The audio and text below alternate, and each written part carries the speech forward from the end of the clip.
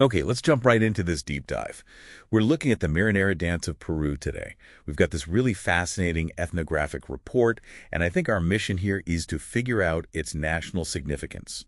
Why this specific, really complex dance isn't just a regional thing, but how it actually defines Peruvian cultural identity. It's a great mission. And what the sources show is that this is taken so seriously by Peruvians all over the world. You see communities, from Lima to anywhere in the diaspora, forming clubs, holding these huge competitions. The one in Trujillo is famous. It's all about preserving and, mastering this tradition. And the report points to a very specific kind of formality here. Yeah. It's a courtship dance, right? Man and a woman.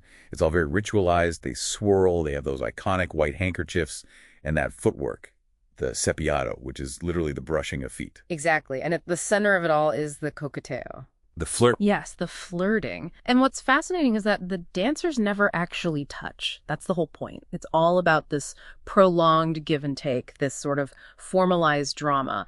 The whole story of the dance is her holding back, him pursuing, and the performance is just watching that tension build until she finally accepts. Right, and you see that formality in the costumes, which seem to hold all these little social clues.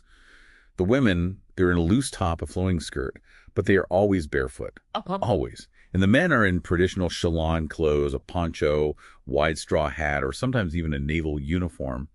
What's the deal with the bare feet? Is that about indigenous roots, maybe class, or something else? It's probably a bit of all of that. It signals, a connection to the earth, a certain kind of simplicity. But if you connect what you're seeing to what you're hearing, that's where the history, the real melting pot becomes so clear.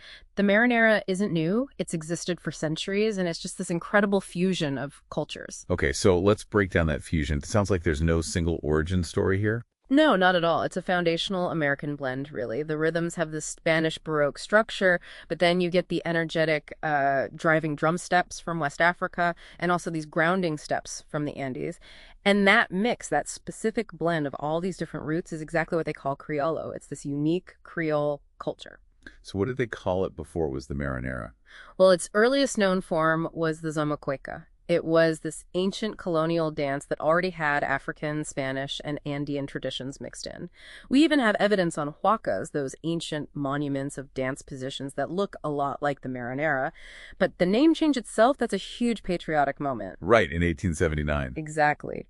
After the Battle of Angamos, the dance, which was sometimes called the Chilena back then, was rebaptized.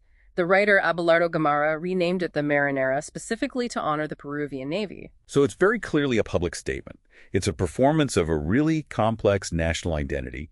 It symbolizes this mix of immigrant and slave cultures with the indigenous history. And that historical depth seems to feed directly into the social pride around it.